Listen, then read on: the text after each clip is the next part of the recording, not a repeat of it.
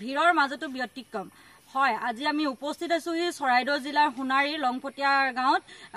লংপটীয়া গাঁৱৰ এজন আদৰ্শ খেতিয়কৰ ওচৰত আমি উপস্থিত হৈছোহি। তেওঁৰ আজি কেনেধৰণে তেওঁ ৰবি শস্য কৰিছে আজি কৰি তেওঁ সপ্তাহত 20-30 হাজাৰ টকাৰো অধিক তেওঁ ইনকম কৰিবলৈ সক্ষম হৈছে। তেওঁ যিখিনি চব্জি তেওঁ ইয়াৰ পৰা উৎপাদন হয় সেইখিনি তেওঁ নিজে বজাৰত বিক্ৰী কৰে। আমি তেওঁৰ এই মোক কেমেৰা পাৰ্চনে দেখাব তেওঁ কেনেদৰে স্কচ ইয়াত চাঙত স্কচ লাগি আছে। ভাত কেৰেলা খেতি কৰা দেখিবলৈ পোৱা গৈছে। স্কচ আছে, কোমোৰা আছে আৰু তেওঁ তিয়হ খেতি কৰিছে আৰু জিকা এনেকৈ ৰবি শস্যৰ যি খেতি তেওঁলোক কৰি থকা দেখিবলৈ পোৱা গৈছে। আৰু তেওঁৰ ঘৰত আমি আহি উপস্থিত হৈছোহি। তেওঁৰ সৈতে আমি এতিয়া অলপ কথা পাতিম। তেওঁ কেনেধৰণে এই ৰবি শস্যৰ লগত জড়িত হ'ল আৰু কেনেধৰণে তেওঁ উৎপাদন কৰে। নমস্কাৰ। প্ৰথমে হ'ল মানুহৰ যেতিয়া অভাৱ এটা হয় তাৰ মানে মাধ্যম চলি থাকিবলৈ মাধ্যম এটা বিচৰা হয়। সেই মাধ্যমটোৱে মই এই কৃষিকে ল'লোঁ, লৈ সফল হৈছোঁ। মোৰ আজি 15 বছৰ বেছি হ'ল, 20 বছৰ মানে হ'ল কৃষি কৰ্মত জড়িত। এইদৰে মানে পৰিয়াল পোহপাল দি চলাই আছোঁ আৰু এতিয়া। কিমান মান হয় সপ্তাহত আপুনি? সপ্তাহত 10,000, 3খন বজাত 10,000 মান পাওঁ। কম বেছি হয় কেতিয়াবা। কোন বজাৰত আপুনি? এই লংপটীয়া, সোণাৰী, তাৰপাছত এই বেঙেনাবাৰী আৰু এই তিয়ঘাট এনেকৈ।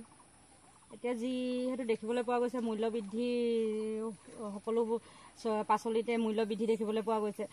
মূল্য বৃদ্ধি আপোনাৰ এই পাচলিখিনিৰ লগত আপুনি মানে যেনেধৰণে মূল্য বৃদ্ধি হৈছে তেনেধৰণে আপুনি পাইছেনে? আপোনাৰ যিখিনি খেতি কৰিছে মূল্য বৃদ্ধিটো হৈছে। কথা হ'ল মূল্য বৃদ্ধি জনসংখ্যা যেতিয়া মানে বাঢ়ি আহিছে সেইমতে আমাৰ শাক পাচলিৰ চাহিদাটো কমি গৈছে। কৃষকৰ সংখ্যা কমিছে নেকি এনেকুৱাই ভাৱ হয়। গতিকে জনসংখ্যাটো বেছি হৈ গৈছে, সেইকাৰণেই মূল্য বৃদ্ধি হৈছে বুলি মানে ভাবিছোঁ। মানে যিহেতু দেখিবলৈ পোৱা গৈছে আজিকালি যি উঠি অহা নৱপ্ৰজন্মখিনি সকলো ল'ৰা ছোৱালী আজিকালি চাকৰিৰ কাৰণে যি মানে তেওঁলোকে চাকৰিহে বিচাৰি ফুৰা দেখিবলৈ পোৱা গৈছে। তেনে ক্ষেত্ৰত আপুনি কি ক'ব? মই ক'ম এতিয়া উদাহৰণ সেইটো মই দি আছোঁ। এতিয়া সেইটো উদাহৰণ চাকৰি সকলোৰে কাৰণে সম্ভৱ নহ'বও পাৰে, কিন্তু পাইছেও চাকৰি, কিন্তু সকলো কাৰণে 100% যুৱক যুৱতীৰ কাৰণে চাকৰি নহ'বও পাৰে। গতিকে এই এনেধৰণৰ কৃষি মাধ্যমেদিও মানুহ মানে কৃষি কৰি উপাৰ্জন কৰি পৰিয়াল বা নিজকে মানে হেৰি কৰি তুলিব পাৰে।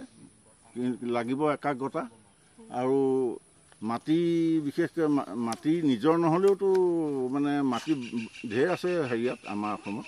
গতিকে কোনোবা এটুকুৰা মাটি বাছনি কৰি লৈ তাত ভাল বীজ যদি ৰোপণ কৰা হয় আৰু খেতিটোৰ প্ৰতি অলপ যদি হেৰি কৰি এই ট্ৰেইনিং নিচিনাকৈ আগত যদি অকণমান কিবা এটা লৈ লয় তেতিয়া মানে কৃষকসকল উপকৃত হ'ব বুলি মই ভাবিছোঁ। আপুনি কিবা প্ৰশিক্ষণ লৈছিলে নেকি? মই লোৱা নাছিলোঁ। মই নিজ হাতে নিজৰ অভিজ্ঞতাৰে মই কৰি আছোঁ। এতিয়া মই প্ৰশিক্ষণ বুলি তেনেকৈ লোৱা নাই। আপুনি ইয়াত জৈৱিক সাৰ নে ৰাসায়নিক সাৰ প্ৰয়োগ কৰে? মই এই বৰ্তমান আজি 3 বছৰ হ'ল মাত্ৰ ব্ৰইলাৰ যিটো হেৰিটো এই ব্ৰইলাৰ মলটো যে ব্ৰইলাৰ মল আৰু গৰু গোবৰ এনেকৈ দি আছোঁ। জৈৱিক সাৰ বুলি দিয়া নাই বা কেঁচু সাৰো দিয়া নাই। হয়, আচলতে দেখিবলৈ পোৱা গৈছে যি সময়ত ৰবি শস্যৰ খেতি কৰি তেওঁ হাজাৰ হাজাৰ টকা সপ্তাহত ইনকম কৰাৰ লগতে তেওঁ বছৰি ইনকম লাখ টকাৰ ওপৰতে তেওঁ ইনকম কৰে। আৰু ইয়াত দেখিবলৈ পোৱা গৈছে স্কচ এতিয়া লাগি আছে। তেওঁ বজাৰলৈ ছিঙি থকা দেখিবলৈ পোৱা গৈছে। স্কচ, ভাত কেৰেলা, কোমোৰা, তৰৈ এইখিনি লাগি থকা এতিয়া তেওঁ ছিঙি আছে। আচলতে যি সময়ত নৱপ্ৰজন্মই চাকৰিৰ কাৰণে দেশ বিদেশ অসমৰ পৰা বাহিৰলৈ গৈ তেওঁলোকে চাকৰিৰ কাৰণে যি হাবাতৰি খাই আছে, তেনে সময়ত দেখিবলৈ পোৱা গৈছে গাঁৱৰ ভিতৰৰে এডোখৰ জেগা বাছনি কৰি তেওঁলোকে যদি খেতিত তেওঁলোকে লাগে তেনেহ'লেও বাহিৰলৈ তেওঁলোকে নগৈও ইয়াতে তেওঁলোকে ভাল এটা ইনকম মানে ইনকম কৰিব পাৰিব। চৰাইদেউৰ পৰা পৰিস্মিতা ফুকনৰ এডিভাৰত 24।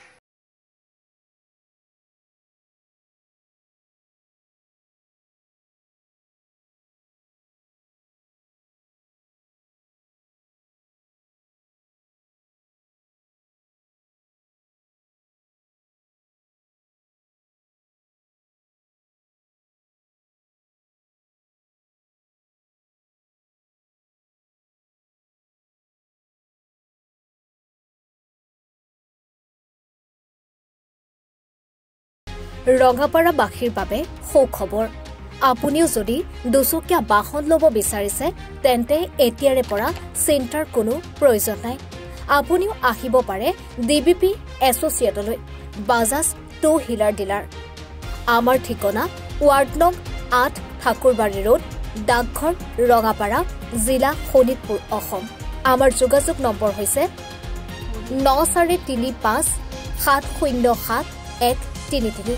আন এটি নম্বৰ হৈছে 9707967285।